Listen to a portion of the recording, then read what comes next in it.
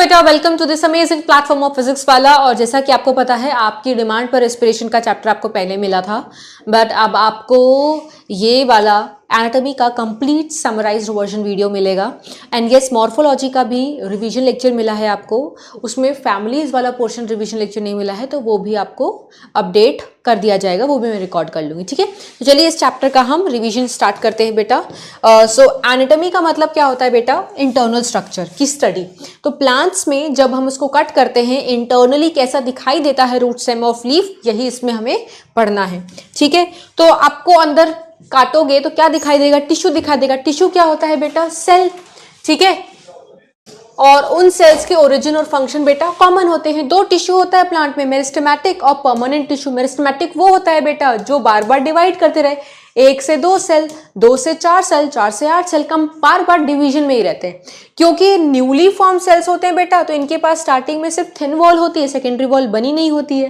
ठीक है, और क्योंकि नए नए ताजा से सेल बने हैं तो कोई वेस्ट वगैरह होता नहीं, तो वैक्यूल निग्लेजिबल या एब्सेंट होता है। परमानेंट टिश्यू में अभी डिवाइड नहीं करते बेटा, ये एग्जिट कर जाते हैं, जी नॉट में चले जाते हैं, जहां पर ऐसे सेल्स डिफरेंशिएट हो जाते हैं एक स्पेसिफिक फंक्शन को परफॉर्म करने के लिए। ठीक है, जैसे हमने पेरेन्काइमा, कोलेनकाइमा, स्टेरेन्काइमा पढ़ा था बेटा, they are differentiated, xylem and phloem, they are differentiated cells, they are performing specific function. तो वो सारे के सारे क्या थे बेटा? Permanent tissue. फिर हमने मेरिस्टेमेटिक और परमानेंट के टाइप पढ़े थे। मेरिस्टेमेटिक में पोजीशन और लोकेशन के बेसिस पर बेटा 3 प्रकार के मेरिस्टेम्स होते हैं, apical, intercalary and lateral. Apical वो होता है बेटा जो एपेक्स पे मौजूद हो, अगर शूट के एपेक्स पर है तो शूट एपिकल, रूट के एपेक्स पर होता है तो रूट एपिकल।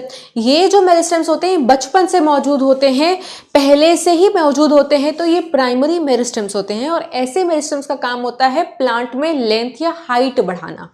ठीक है, और जब प्लांट में लेंथ या हाइट इंक्रीज होती है, प्लांट में ऐसी ग्रोथ को प्राइमरी ग्रोथ कहते हैं। तो ये क्या परफॉर्म करते हैं बेटा? Primary growth. फिर हमने क्या लिखा है बेटा? मान लीजिए स्टार्टिंग में स्टेम की हाइट सिर्फ इतनी तक थी, तो स्टेम का टिप एपेक्स ये था, तो यहां पर मेरिस्टेम्स थे। लेकिन मेरिस्टेम्स ने जब हाइट इंक्रीज की, इतनी बढ़ गई हाइट, तो अब ये स्टेम का टिप और एपेक्स हो गया, तो सारे के सारे मेरिस्टेम्स यहां पर रह गए। अब कुछ मेरिस्टेम्स पीछे ही छूट जाते हैं, तो वो छूटे हुए मेरिस्टेम्स आगे जाके क्या बनाते हैं बेटा? एक्सिलरी बड, जहां से नई ब्रांचेस आ सकती हैं। उसके बाद इंटरकैलरी मेरिस्टेम क्या होता है बेटा?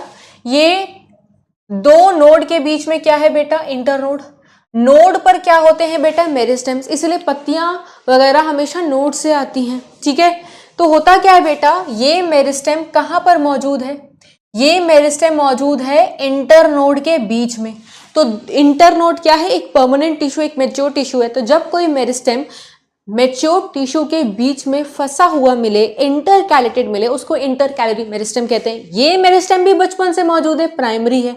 काम क्या करता है? लेंथ बढ़ाता है, इसीलिए ये कहते हैं प्राइमरी ग्रोथ परफॉर्म कर रहा है। जब घास को चरते हैं गाय लोग, तो वो घास वहां से हट जाती है, तो कभी रीजनरेट नहीं होती, दोबारा आ जाती है बेटा घास। कैसे आ जाती है? ये मेरिस्टेम्स दोबारा से ग्रो करवा देते हैं उनको। ठीक है, उसके बाद हम पढ़े थे बेटा लेटरल मेरिस्टेम्स। लेटरल मेरिस्टेम्स बेटा साइड में मौजूद होते हैं, और साइड में मौजूद होते हैं तो साइड में ग्रोथ करते हैं, तो प्लांट्स की लेटरल मोटापा इंक्रीज होता है, थिकनेस इंक्रीज होती है, गर्थ इंक्रीज होता है, विड्थ इंक्रीज होता है। प्लांट जब मोटा होता है बेटा, मोटे होने वाली ग्रोथ को हम सेकेंडरी ग्रोथ कहते हैं। ठीक है, ये 3 प्रकार के होते हैं बेटा। अब हमारे ये सिलेबस में नहीं है, जिसमें से ये दोनों इंट्रा और इंटरफेसिकुलर मिला दो तो एक क्या बन जाता है बेटा? इनको बोलते हैं वैस्कुलर कैम्बियम। बट आपके सिलेबस में भी ये सब हट चुका है बेटा, क्योंकि वैस्कुलर कैम्बियम सेकेंडरी ग्रोथ में मदद करता था, और सेकेंडरी ग्रोथ हमारे सिलेबस में नहीं है, तो अब हमें इसको पढ़ना नहीं होता है। उसके बाद बेटा हमने बात की थी परमानेंट टिश्यू के बारे में, बट परमानेंट टिश्यू बनते कैसे हैं वो पढ़ा था हमने।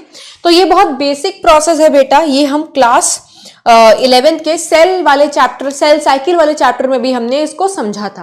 देखो, एक सेल जब तक डिवाइड कर रहा है वो डिवीजन फेज में रहेगा, सेल साइकिल में रहेगा। बट जब इसको डिवाइड नहीं करना होता है बेटा, तो ये जीवन को छोड़ करके कहां चला जाता है? जी नॉट में। ठीक है, इस प्रक्रिया को हम क्या बोलते हैं बेटा? डिफरेंशिएशन। ठीक है, तो डिफरेंशिएशन से क्या होता है बेटा? प्राइमरी मेरिस्टेम्स जब डिफरेंशिएट करते हैं तो प्राइमरी परमानेंट टिश्यू बनता है। ठीक है, जैसे पेरेन्काइमा, कोलिनकाइमा, स्क्लेरेन्काइमा, जाइलम, फ्लोएम, ये सब डिफरेंशिएशन का रिजल्ट है। फिर हमने ये भी तो पढ़ा है कि जरूरी नहीं सेल जी नॉट में ही पड़ी रहे, वो जी नॉट से वापस सेल साइकिल में जा सकती है, मतलब दोबारा से मेरिस्टेम बन सकती है। तो ये जो प्राइमरी परमानेंट टिश्यू है बेटा, ये जी नॉट को छोड़ करके दोबारा से जीवन में जा सकते हैं। इस प्रक्रिया को हम डी डिफरेंशिएशन कहते हैं। डी का मतलब रिमूव होना। क्या चीज रिमूव हो रही है? डिफरेंशिएशन, मतलब अब फिर से ये डिवाइड करेंगे, ठीक है। और अब जो मेरिस्टेम्स बन करके आते हैं बेटा, उनको हम सेकेंडरी मेरिस्टेम्स कहते हैं। तो ये जो लेटरल मेरिस्टेम्स हमने पढ़ा था ना बेटा, ये सेकेंडरी मेरिस्टेम्स है, ये बाद में जाके बनते हैं, इसलिए प्लांट में मोटापा भी आपको बाद में दिखाई देता है, ठीक है। अब जब सेल दोबारा से बेटा जी नॉट में आएगी तो उस प्रोसेस को रीडिफरेंशिएशन कहते हैं। तो जितने भी सेकेंडरी परमानेंट टिश्यू होते हैं बेटा, जो कि हमारे अब सिलेबस से हट चुका है, सेकेंडरी जाइलम, सेकेंडरी फ्लोएम, ये सब रीडिफरेंशिएशन से बनते हैं, ठीक है। ये टॉपिक आपको 11 के लास्ट चैप्टर में भी देखने को मिलेगा, तो अच्छी बात है, हम पहले ही पढ़ चुके हैं।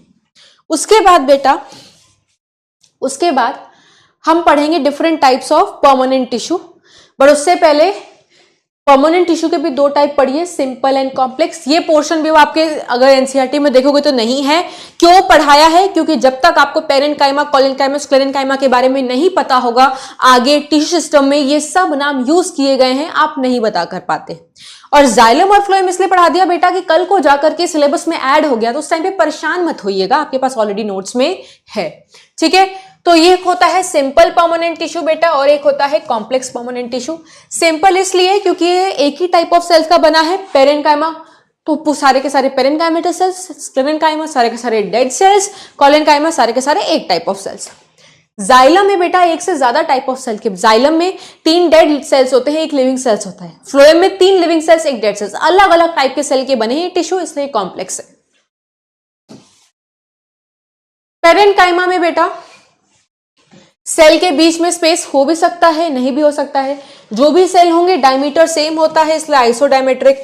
ये गोल मटोल भी हो सकते हैं, ओवल भी हो सकते हैं, बहुत सारे कॉर्नर्स पॉलीगोनल हो सकते हैं, या लंबे लंबे इलोंगेटेड भी हो सकते हैं।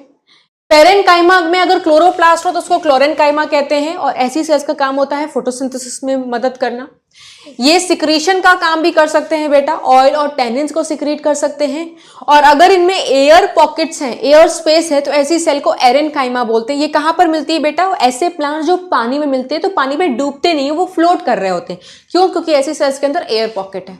ये लिविंग सेल है क्योंकि प्रोटोप्लाज्म होता है, और ज्यादातर प्लांट बेटा इन्हीं सेल का बना होता है, तो हम कहते हैं मेजॉरिटी पोर्शन यही बना रहा है। कॉम्पैक्टली अरेंज भी हो सकते हैं, जैसे हमने पढ़ते हैं ना एपिडर्मिस, एंडोडर्मिस में पेरेन्काइमा है, बट कॉम्पैक्टली अरेंज होता है वो। इसके बाद बेटा कोलिनकाइमा हमने पढ़ा था कि कोलिनकाइमा में कॉर्नर्स पर क्या प्रेजेंट होते हैं बेटा? थिकनिंग्स मौजूद होती हैं, जिसकी वजह से सेल्स के बीच में कोई स्पेस नहीं होता, ठीक है। ये लिविंग सेल है, प्रोटोप्लाज्म है, कॉर्नर थिकनिंग है, सेल वॉल में सेल्यूलोज, हेमीसेल्यूलोज और पेक्टिन दिखाई देता है। इंटरसेल्युलर स्पेस आप देख सकते हो नहीं है। कहां पे मिलते हैं? यंग स्टेम और लीफ के पेटियोल में, और वहां पर मौजूद होकर इनको स्ट्रेंथ प्रोवाइड करते हैं। देखो क्या प्रोवाइड करते हैं बेटा, यहां पर इनको क्या प्रोवाइड करते हैं? ये स्ट्रेंथ प्रोवाइड करते हैं। ये देखिए, collenchyma provide strength to young stem and petiole of leaf. अब इसी वजह से इनको बेटा हम मैकेनिकल टिश्यू भी कहते हैं, क्योंकि मैकेनिकल स्ट्रेंथ प्रोवाइड करते हैं। इनके पास भी क्लोरोप्लास्ट हो सकता है, और क्लोरोप्लास्ट है तो क्या काम करेंगे? फोटोसिंथेसिस। ये कहां पर मौजूद होते हैं बेटा? डाइकॉट स्टेम में, ठीक है। और डाइकॉट स्टेम में जो हाइपोडर्मिस होती है एपिडर्मिस के जस्ट नीचे, वो एक लेयर में मौजूद होती है, ठीक है। यहां पर देखो क्या लिखा हुआ है कि डाइकॉट स्टेम में ही आपको क्या दिखाई देते हैं बेटा? कोलिनकाइमा, ठीक है। क्योंकि मोनोकॉट स्टेम में जो हाइपोडर्मिस होती है वो स्क्लेरेन्काइमेटस की होती है, अगर आपको याद है तो। डाइकॉट स्टेम में हमने पढ़ा था कि कोलिनकाइमेटस हाइपोडर्मिस होती है, इसलिए यहां पर लिखा हुआ है कि डाइकॉट स्टेम में कोलिनकाइमा की सेल दिखाई देती है। अगर दिखती है तो भैया कहां दिखती है? एपिडर्मिस के जस्ट नीचे, जिसको हम हाइपोडर्मिस बोलते हैं। अब एनसीईआरटी कहती है कि ये जो हाइपोडर्मिस है बेटा, या तो ये लेयर में हो सकती है इस तरीके से, पूरी की पूरी एक लेयर मौजूद है एपिडर्मिस के नीचे हाइपोडर्मिस की, या ये मौजूद हो सकती है बेटा पैचेस में। ये देखो यहां पर मौजूद है हाइपोडर्मिस, यहां पर मौजूद है, यहां पर मौजूद है, यहां पर मौजूद है। फिर एनसीईआरटी कहती है रूट में हाइपोडर्मिस नहीं होती, ये तो हमने लिखा है आगे जाकर के। और मोनोकॉट स्टेम में जो हाइपोडर्मिस होती है वो कोलेनकाइमा की नहीं, स्क्लेरेनकाइमा की होती है। ठीक है, उसके बाद बेटा यहां पर वही चीज एक्सप्लेन की है कि होमोजेनस लेयर का मतलब क्या होता है और पैचेस में मिलने का मतलब क्या होता है। तो डाइकॉट स्टेम में कोलेनकाइमा हाइपोडर्मिस मिलेगा, कैसा मिलेगा और डिपेंड करता है स्पीशीज कैसा, ऐसा भी मिल सकता है, पैच वाला भी मिल सकता है। स्क्लेरेनकाइमा बेटा एक डेड सेल है, ठीक है, प्रोटोप्लाज्म नहीं है, काम होता है मैकेनिकल स्ट्रेंथ प्रोवाइड करना, मैकेनिकल टिश्यू। सॉफ्ट से याद करवाया था, स्ट्रक्चर, ओरिजिन, फॉर्म और डेवलपमेंट के बेसिस पर बेटा ये फाइबर और स्लेजिट्स टाइप की हो सकती है। फाइबर ऐसे पतले पतले होते हैं, पॉइंटेड एंड्स होती है। ठीक है, प्रोटोप्लाज्म इनमें भी नहीं होता, ये भी डेड है, तो ये भी एक मैकेनिकल टिश्यू है, लॉन्ग है, पतले पतले हैं, पॉइंटेड टेपरिंग एंड्स है। ठीक है, और इनके सेल वॉल में जगह जगह गड्ढा मौजूद है, आप देख सकते हो, इस गड्ढे को पिट्स कहते हैं। गड्ढा कब होता है, जहां पर सेकेंडरी वॉल मौजूद ना हो। तो देखो प्राइमरी वॉल तो है ही और ये सेकेंडरी वॉल भी मौजूद है, बट जगह जगह से गायब है। और सेकेंडरी वॉल पे किसकी डिपोजिशन है बेटा, लिग्निन की। जहां लिग्निन होता है बेटा वहां पर परमेबिलिटी पानी की नहीं होती है। ठीक है, और ये ग्रुप में मौजूद होते हैं, देखो कितने सारे हमने फाइबर्स बनाए हुए हैं। उसके बाद हमने एक स्क्लेरीट्स बनाया था। स्क्लेरीट्स में भी बेटा सेकेंडरी वॉल होता है, बट जगह जगह पर देखो यहाँ पर सेकेंडरी वॉल नहीं है, तो यहाँ पे भी पिट्स मौजूद है। और सेकेंडरी वॉल में किसकी डिपोजिशन है बेटा, लिग्निन की। ठीक है, तो ये ओवल शेप के हो सकते हैं, स्फेरिकल हो सकते हैं, सिलेंड्रिकल हो सकते हैं। सेल वॉल थिक होता है क्योंकि सेकेंडरी वॉल है, और सेकेंडरी वॉल पे लिग्निन मौजूद है तो लिग्निफाइड है। प्रोटोप्लाज्म नहीं होता तो बेटा डेड है। कहाँ मिलता है, फ्रूट्स के पल्प में, जब हम गुद्दा खाते हैं ग्वावा का, चीकू सपोटा और नाशपाती का, तो दरदरापन जो फील होता है आपको, that is because of sclereids. Legumes जो दाल वाली फैमिली होती है उनके सीड कोट में मिलता है, नट्स के फ्रूट वॉल में मिलता है और चाय की पत्ती में मिलता है। ठीक है, उसके बाद हमने कॉम्प्लेक्स परमानेंट टिश्यू पढ़ा था कि जाइलम का काम होता है पानी और मिनरल्स को ट्रांसपोर्ट करना, और साथ ही साथ क्योंकि डेड होते हैं तो मैकेनिकल स्ट्रेंथ का काम भी करते हैं। ये इसका काम होता है बेटा खाने को ट्रांसपोर्ट करना। इसके 4 कंपोनेंट्स हैं, tracheids, vessels, fibres and parenchyma, जिसमें से ऊपर के 3 क्या है बेटा, डेड, प्रोटोप्लाज्म नहीं है। ये पेरेन्काइमा सेल का बना हुआ है तो ये लिविंग है। अगर मैं आपको बोलूं तो वेसल्स जो होते हैं बेटा वो जिम्नोस्पर्म में नहीं होते, एंजियोस्पर्म में सब कुछ होता है। यहां पर ये 4 कंपोनेंट्स है, sieve tube, companion cell, phloem parenchyma, phloem fibre. इसमें से ये सारे के सारे क्या है बेटा, लिविंग। ठीक है, और फाइबर क्योंकि स्क्लेरेनकाइमा का है तो इसको डेड बोलते हैं, इसको बास्ट फाइबर भी कहते हैं। अगर एंजियोस्पर्म में देखो तो सारे के सारे हैं, बट जिम्नोस्पर्म में सीव ट्यूब की जगह सीव सेल होता है और कंपेनियन सेल की जगह हम एल्ब्यूमिनस सेल बोलते हैं। क्या बोलते हैं बेटा, एल्ब्यूमिनस सेल। अब ये पोर्शन तुम्हारी एनसीईआरटी में नहीं दिया हुआ है तो थोड़ा सा आपको बता देते हैं बेटा। क्या बता देते हैं, थोड़ा सा आपको बता देते हैं, ज्यादा नहीं बताएंगे क्योंकि जितना भी रिवाइज करवा लो बेटा लास्ट में अल्टीमेटली आपको याद करना पड़ेगा। जाइलम एक ट्रैकीड और वेसल सबसे इंपॉर्टेंट होते हैं। ट्रैकीड एक ही सेल का बना होता है तो 1 ट्यूब 1 सेल बोलते हैं, और ट्रैकीड्स की वॉल में लिग्निन डिपॉजिटेड होता है। ये लिग्निन की डिपॉजिशन वेरी करती है तो अलग अलग से थिकनिंग्स आपको दिखाई देती हैं, और इनकी एंड्स देख लो क्या है बेटा, टेपरिंग। जिम्नोस्पर्म में वेसल नहीं है तो जिम्नोस्पर्म में जो भी पानी का कंडक्शन हो रहा है that is because of tracheids. तो जिम्नोस्पर्म के लिए ट्रैकीड्स बेटा बड़े बड़े इंपॉर्टेंट है। ठीक है, और हाँ डेड होंगे ही क्योंकि जाइलम के हैं। वेसल्स में देखो बेटा ये थोड़ा सिलेंडर टाइप का होता है और इसकी एंड्स में पोर्स मौजूद होता है, इसलिए इसको परफोरेटेड एंड्स कहते हैं। ये देखने में एक लग रहा है बट ये बहुत सारे वेसल मेंबर्स का बना होता है बेटा, इसीलिए मल्टी सेलुलर है। इनकी सेल वॉल में भी लिग्निन डिपॉजिटेड है और यहाँ पर थिकनिंग मौजूद है, और हो भी क्यों ना बेटा जाइलम की सेल से। ठीक है, और प्रोटोप्लाज्म क्योंकि डेड है तो एब्सेंट होगा। उसके बाद बेटा जाइलम फाइबर के वही कैरेक्टरिस्टिक्स हमने लिखे हैं जो पहले स्क्लेरेनकाइमेटस फाइबर के लिखे थे, सेम चीज वही है। जाइलम पेरेन्काइमा में हमने कौन कौन से कैरेक्टरिस्टिक्स लिखे हैं, पेरेन्काइमा के लिखे। बस इतना याद रखना कि ये वाला जो पेरेन्काइमा है ये रेडियली पानी को कंडक्ट करने में मदद करता है, इसको रे पेरेन्काइमा कहते हैं। इसका डायग्राम भी दिखाया था आपको। फिर जाइलम के टाइप्स लिखवाए हैं, primary and secondary.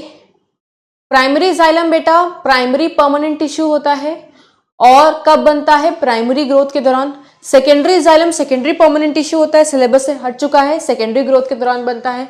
Primary xylem proto और मेटाजाइलम होते हैं।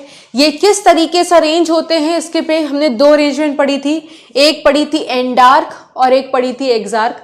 जब आगे रूट पढ़ाएंगे तो एंडार्क रिवाइजन कराएंगे, जब स्टेम पढ़ाएंगे तो एक्सार्क की रिवीजन करेंगे। उसके बाद बेटा फ्लोएम शुरू हो गया था। फ्लोएम में सबसे इंपॉर्टेंट ट्यूब और कंपेनियन सेल होता है। स्टीव ट्यूब के पास अपना न्यूक्लियस नहीं होता तो इनका साथी कौन बनता है? कंपेनियन, तभी इनका नाम कंपेनियन है। दोनों लिविंग होते हैं, ठीक है। कंपेनियन सेल पेरेनकाइमेटस सेल है, यही सीव ट्यूब के फंक्शन को कंट्रोल करता है। इसका काम होता है प्रेशर ग्रेडियंट बरकरार रखना, डिफरेंस क्रिएट करना, बिकॉज ये डिफरेंस नहीं होगा तो खाना लीफ से रूट तक नहीं आता है, ठीक है। उसके बाद बेटा हम कहते हैं फ्लोएम पेरेनकाइमा भी है, फ्लोएम फाइबर से, वही फाइबर से बेटा जो जूट वगैरह बैग नहीं मिलते उसमें इस्तेमाल किए जाते हैं। तो ये अभी आपके एनसीईआरटी में नहीं है बेटा, कल को जब सिलेबस में ऐड होता है तभी इस पोर्शन को करिएगा, ठीक है। उसके बाद बेटा जहां से हमारा पोर्शन शुरू है दैट इज टिश्यू सिस्टम, ठीक है। यहाँ पे भी प्राइमरी और सेकेंडरी फ्लोएम के टाइप्स हो सकते हैं बेटा। प्राइमरी फ्लोएम का भी मेटा और प्रोटो फ्लोएम होता है, बिल्कुल वैसे ही जैसे हमने जाइलम में पढ़ा था, बस यहाँ पर एंडार्क और एक्सार्क नहीं बोलते with respect to the phloem. चलिए यहाँ से बेटा हमारे सिलेबस में है, यहाँ से एनसीईआरटी में दिया हुआ है, तो उस चीज को हम पढ़ लेते हैं फटाफट से, ठीक है। टिश्यू सिस्टम में बेटा क्या पढ़ना है आपको? 3 टिश्यू सिस्टम पढ़ने हैं, एपिडर्मल, ग्राउंड एंड वैस्कुलर। और इस टिश्यू सिस्टम में जैसे एपिडर्मल की बात करूं तो हम एपिडर्मिस के बारे में पढ़ते हैं। एपिडर्मिस पे और क्या क्या चीजें मौजूद होती हैं, जैसे रूट की एपिडर्मिस होगी तो रूट हेयर, स्टेम की एपिडर्मिस होती है तो बेटा स्टेम हेयर मौजूद होते हैं, और अगर लीफ की एपिडर्मिस हुई तो वहां पर एक स्ट्रक्चर दिखाई देता है that is stomata. Ground tissue में क्या क्या आता है? अगर एपिडर्मिस और वैस्कुलर टिश्यूज हटा दो बेटा तो जो भी कुछ रह जाता है दैट इज ग्राउंड टिश्यू, जिसमें आता है कॉर्टेक्स। कॉर्टेक्स में 3 लेयर होती हैं बेटा। जो सबसे पहला कॉर्टेक्स का लेयर होता है वो हाइपोडर्मिस, जो जस्ट एपिडर्मिस के नीचे मौजूद होता है। इसके बाद बेटा एक जनरल कॉर्टेक्स आता है, और सबसे लास्ट लेयर जो होती है कॉर्टेक्स की दैट इज एंडोडर्मिस। एंडोडर्मिस के बाद क्या शुरू होता है? पेरीसाइकिल, जो भी ग्राउंड टिश्यू का हिस्सा है। उसके बाद सबसे अंदर की तरफ पिथ मौजूद होता है। यहां पर जाइलम एंड फ्लोएम किसका हिस्सा बनते हैं? वैस्कुलर टिश्यू सिस्टम का, ठीक है। तो सबसे पहले बेटा एपिडर्मल टिश्यू सिस्टम हम पढ़ेंगे। एपिडर्मल टिश्यू सिस्टम में सिर्फ ये बताया गया है कि इस सिस्टम में आता क्या क्या है। एपिडर्मिस आती है, आप देखो सिंगल लेयर्ड है बेटा, पेरेनकाइमेटस सेल की बनी होती है, ठूस ठूस के पैक्ड है तो कंपैक्टली अरेंज कहते हैं, कोई स्पेस नहीं है। सेल में क्या है बेटा? वैक्यूल है बीच में, क्योंकि प्लांट की सेल है, और साइड साइड में किनारे किनारे क्या है बेटा? साइटोप्लाज्म। अगर रूट की एपिडर्मिस हुई बेटा तो इसके ऊपर देखो कोई क्यूटिकल मौजूद नहीं होगा, ठीक है। यहां पर देखो क्या लिखा हुआ है, एपिडर्मिस अगर रूट है तो देखो कोई भी क्यूटिकल नहीं दिखा रखी है हमने। और एपिडर्मिस की सेल बेटा एक्सटेंड कर जाती है हेयर लाइक में, क्या बना लेती है बेटा? रूट हेयर, जिसका काम होता है सरफेस एरिया इंक्रीज करके पानी और मिनरल को एब्जॉर्ब करना। अगर स्टेम की एपिडर्मिस है बेटा तो देखो क्यूटिकल मौजूद होगी, और साथ ही साथ बेटा यहां भी इसकी सेल एक्सटेंड करके क्या बना रही है बेटा? स्टेम हेयर, जिसको ट्राइकॉम कहते हैं। ये यूनिसेलुलर होती है रूट हेयर, और स्टेम हेयर जिसको ट्राइकोम कहते हैं वो मल्टी सेलुलर होती है। सॉफ्ट हो सकती है, स्टिप भी हो सकती है, ब्रांच हो सकती है, अनब्रांच हो सकती है, सिक्रेटरी भी हो सकती है। उसके बाद अगर लीफ का हुआ बेटा तो लीफ में क्या मौजूद होता है? स्टोमेटा। अगर डाइकॉट लीफ में स्टोमेटा होगा तो उसकी शेप देख लो, बीन जैसी होगी या किडनी जैसी होगी। इसको गार्ड सेल कहते हैं। गार्ड सेल सबसे ज्यादा इंपॉर्टेंट है बेटा, क्योंकि यही स्टोमेटा की ओपनिंग और क्लोजिंग को कंट्रोल करता है। जब इसके अंदर पानी घुसता है बेटा तो ये फूल जाता है, टर्जिड हो जाता है, जिसकी वजह से ये खुल जाता है। जब इसके अंदर से पानी निकलता है तो ये फ्लैसिड हो जाता है, जिसकी वजह से ये क्लोज्ड हो जाता है। क्योंकि पानी का आवागमन है बेटा, जा रहा है, तो पानी में बड़ा प्रेशर होता है, और उस प्रेशर को झेल सके इसलिए देखो गार्ड सेल की अंदर वाली वॉल कितनी मोटी होती है और बाहर वाली वॉल बेटा पतली होती है। गार्ड सेल के पास में कुछ एपिडर्मल सेल्स होती हैं जो मॉडिफाई हो जाती हैं और बना लेती है सब्सिडरी सेल। गार्ड सेल के आसपास देखो सारी की सारी मॉडिफाइड एपिडर्मल सेल्स दिखाई दे रही हैं, जिसको हम सब्सिडरी सेल्स कहते हैं, एसेसरी सेल्स कहते हैं। काम होता है गार्ड सेल को प्रोटेक्ट करके रखना, ठीक है। दिन के दौरान स्टोमेटा खुलता है, रात के दौरान स्टोमेटा बंद हो जाता है। मोनोकॉट का हुआ तो आप शेप देख रहे हो बेटा, डंबल होता है, डंबल होता है, और बाकी फंक्शन वही होगा। यहाँ पे भी गार्ड सेल वही काम कर रहा होगा जो डाइकॉट में काम कर रहा होगा, बस दोनों में शेप का अंतर है। अगर आपसे पूछे स्ट्रोमेटल एपरेटस में क्या आता है बेटा, स्ट्रोमेटल एपर्चर, गार्ड सेल और सब्सिडरी सेल तीनों चीज मिलाकर के स्ट्रोमेटल एपरेटस बन जाता है। फिर ग्राउंड टिश्यू को फंडामेंटल टिश्यू हम कहते हैं, क्योंकि ज्यादातर हिस्सा आप खुद उठा करके देख लो, जब क्लास में पढ़ा था बेटा, वो ग्राउंड टिश्यू ही है, ठीक है, इसलिए इसको फंडामेंटल क्योंकि बल्क बनाता है। एपिडर्मिस और वैस्कुलर टिश्यू हटा दो, जो कुछ है बेटा वो ग्राउंड टिश्यू है। और ग्राउंड टिश्यू में हमने हर प्रकार की सेल देखी थी, हर प्रकार की सेल, अभी देखना जब आप एनाटॉमी पढ़ोगे, ठीक है। और लीफ की ग्राउंड टिश्यू को हमने क्या बोला था बेटा, मेसोफिल सेल, ये भी पढ़ेंगे, अभी हम पढ़ेंगे क्या, रिविजन करेंगे। वैस्कुलर टिश्यू में बेटा दो अरेंजमेंट्स होते हैं, रेडियल हो सकता है, कंजॉइंट हो सकता है। रूट में बेटा रेडियल होता है, क्योंकि आप देखो जाइलम अपने अलग रेडियस पर है, फ्लोएम अपने अलग रेडियस पर है, तो जाइलम और फ्लोएम जब अलग रेडियस पर मौजूद होते हैं तो उसको रेडियल अरेंजमेंट कहते हैं, रूट का फीचर है। स्टेम में क्या होता है बेटा, सब देखो सब एक ही रेडियस पर है, xylem and phloem present on the same radius, ठीक है, तो उसको कंजॉइंट बोलते हैं। कंजॉइंट किसमें दिखाई देता है बेटा, स्टेम को काटोगे, लीफ को काटोगे तो तुम्हें कंजॉइंट सिस्टम दिखाई देगा। कंजॉइंट में भी बेटा दो प्रकार हो सकता है, अगर जाइलम और फ्लोएम के बीच में कैम्बियम दिखाई देगी तो ये कंजॉइंट तो है, क्योंकि जाइलम और फ्लोएम सेम रेडियस पर है, कैम्बियम मौजूद है तो ओपन है। ओपन मतलब इसका दरवाजा खुला है, इसमें सेकेंडरी ग्रोथ होगा। जब जाइलम और फ्लोएम नहीं है, के बीच में कैम्बियम नहीं है, तो इसको क्लोज अरेंजमेंट कहते हैं, दैट मीन्स का दरवाजा बंद है, सेकेंडरी ग्रोथ नहीं होगा, ठीक है। सेकेंडरी ग्रोथ किसमें नहीं होता है, मोनोकॉट स्टेम में और लीफ में, चाहे डाइकॉट हो चाहे मोनोकॉट, कभी वो मोटी नहीं होती। ये वाला सिस्टम किसमें मिलेगा बेटा, डाइकॉट स्टेम में।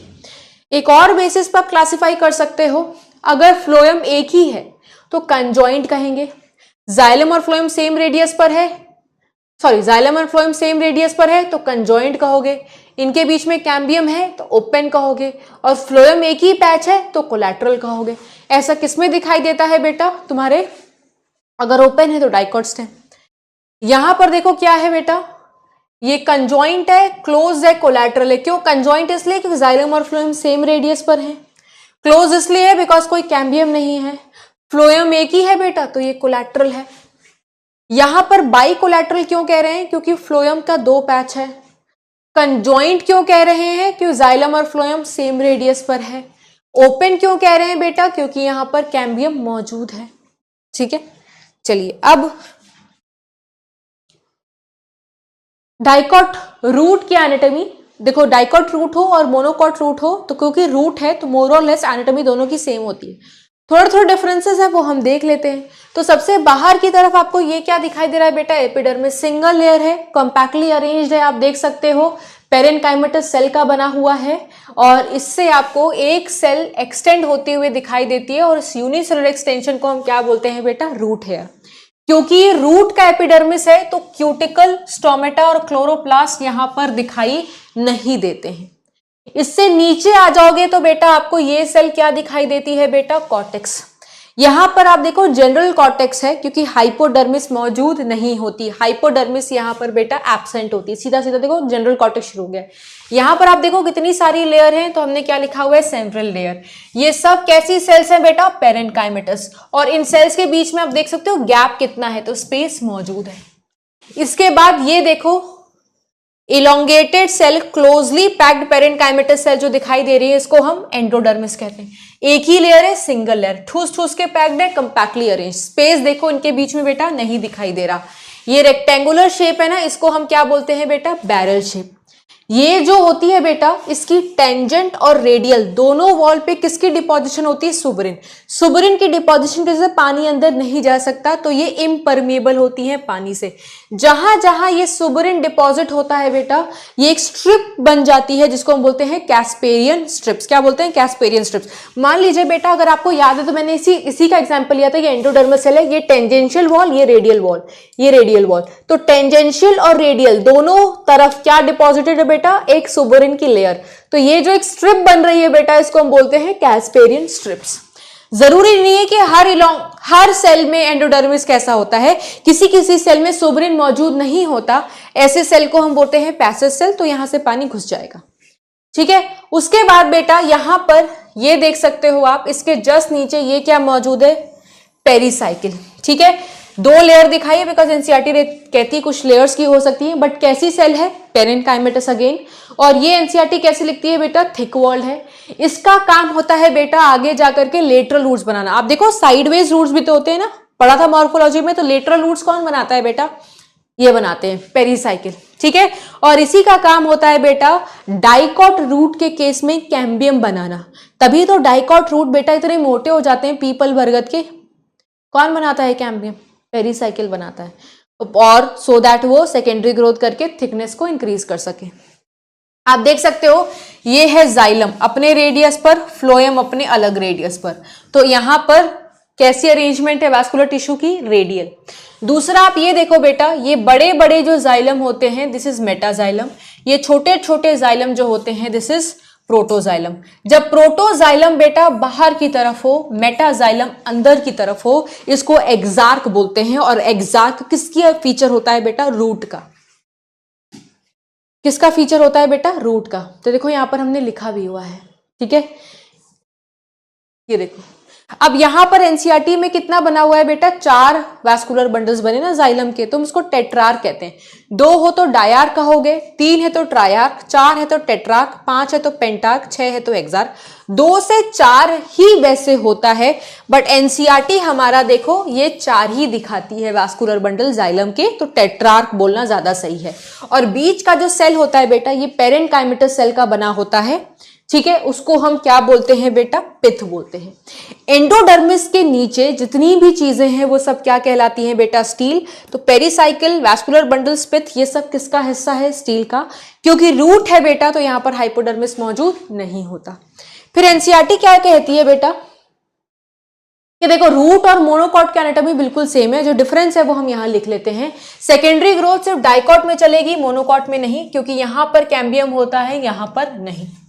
कैम्बियम यहां पर प्रेजेंट होता है, बट रूट के केस में स्टार्टिंग से कैम्बियम कभी प्रेजेंट नहीं होता। कैम्बियम हमेशा बाद में बनता है। कौन बनाता है, पेरीसाइकिल बनाता है। अगर डाइकॉट हुआ तो पेरीसाइकिल बाद में बनेगा, पेरीसाइकिल बाद में कैम्बियम बनाएगा। मोनोकॉट रूट हुआ तो कैम्बियम कभी बचपन में भी नहीं होता, बाद में भी जाके नहीं बनता, क्योंकि मोनोकॉट रूट जैसे घास का रूट हो गया, राइस का रूट हो गया, वीट कभी मोटा थोड़ी होता है।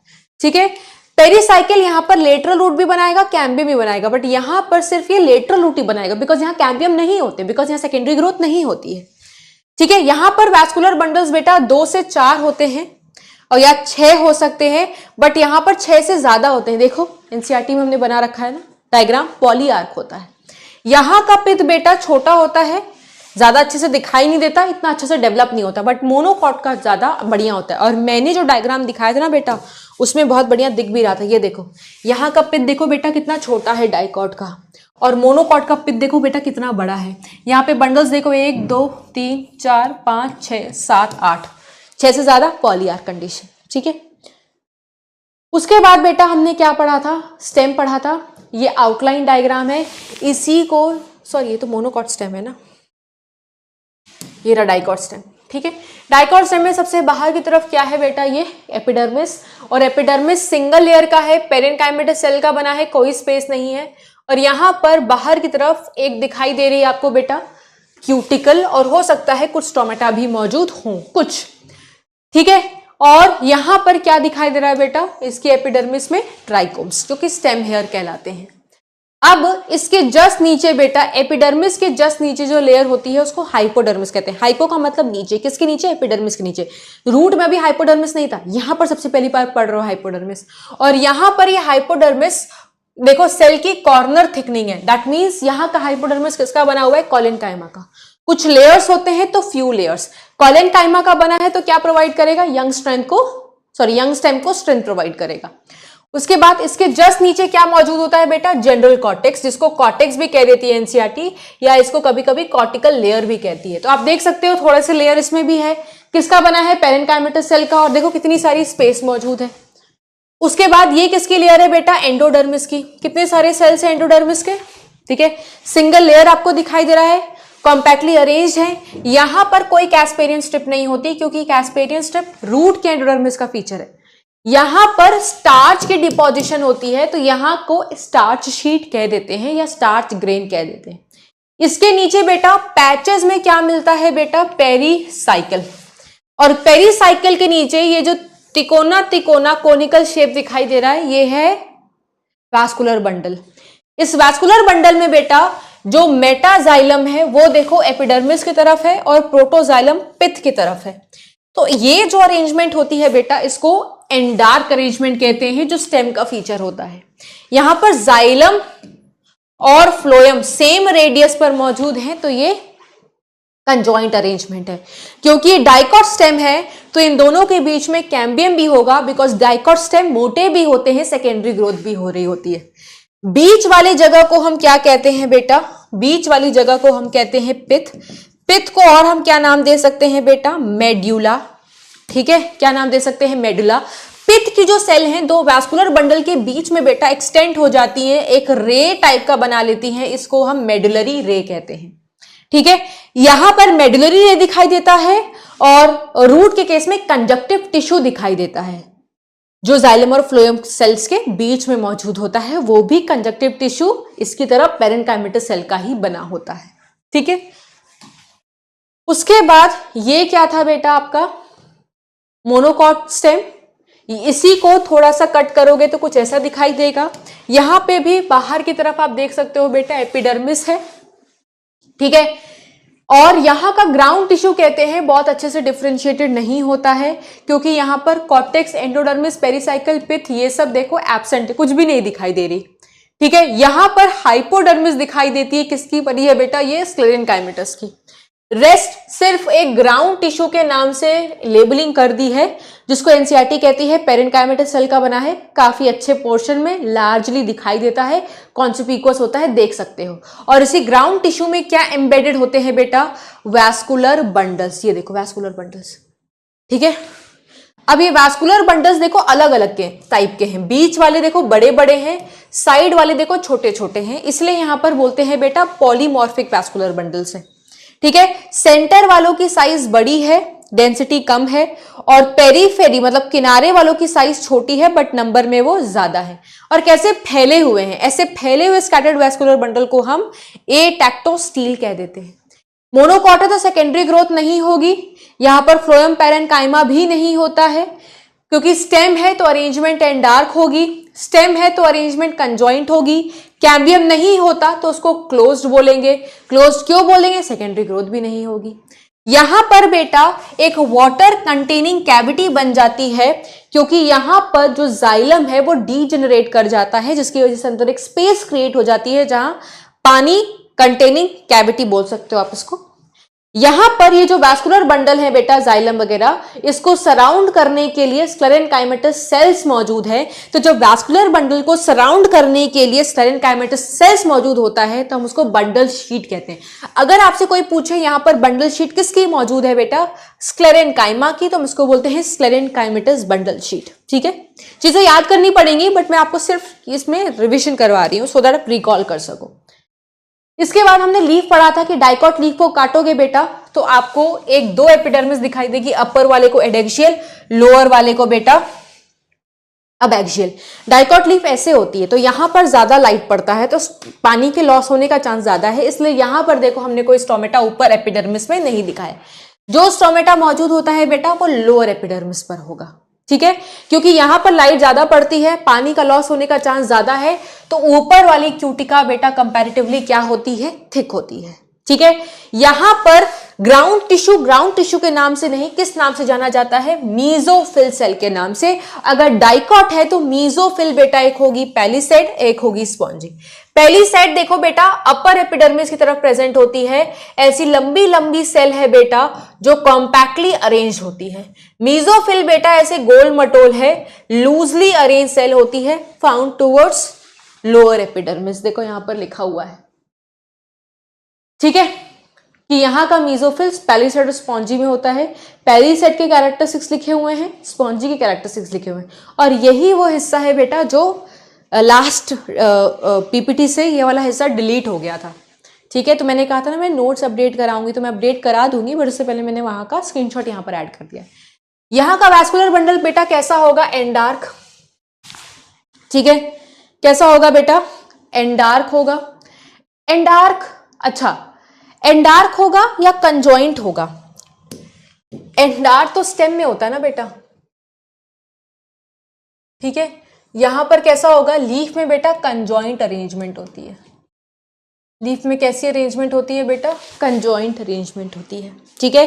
एंडार्क तो प्रोटो और मेटा के रिस्पेक्ट में कहते हैं, ठीक है। तो यहां पर आप कंजॉइंट कहोगे, लीफ कभी मोटी नहीं होती तो क्लोज्ड कहोगे, और यहां पर भी वैस्कुलर बंडल को सराउंड करने के लिए बेटा बंडल शीट सेल होती है। डाइकॉट में हर जगह वैस्कुलर बंडल की साइज सेम हो जरूरी नहीं है, बिकॉज यहां पर रेटिकुलेट वेनेशन होती है बेटा, जहां पर साइज डिपेंडेंट होती है वेन्स पर, ठीक है।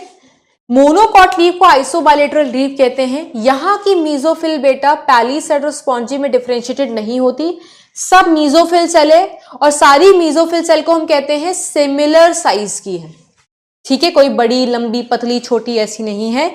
और यहां पर बेटा क्योंकि पैरेलल वेनेशन होती है, तो यहां पर जो वैस्कुलर बंडल्स की साइज होती है वो मोर लेस सेम होती है, accept at the midrib. Midrib क्योंकि थोड़ी सी थिक होती है, ठीक है।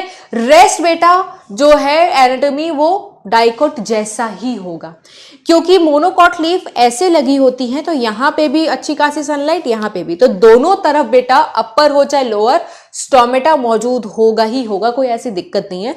और दोनों तरफ क्यूटिकल भी बेटा मोटी ही होती है, ठीक है। इसके बाद बेटा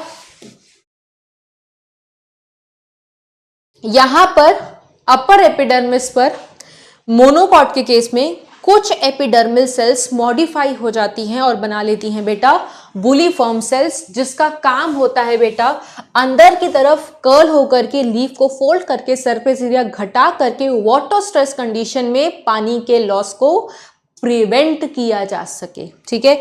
ऐसी सेल्स को हम क्या बोलते हैं बेटा? Bulliform cells. बड़ी बड़ी कलरलेस एम्प्टी सेल्स होती हैं, ठीक है। तो ये अभी मैं अपडेट भी करवा दूंगी।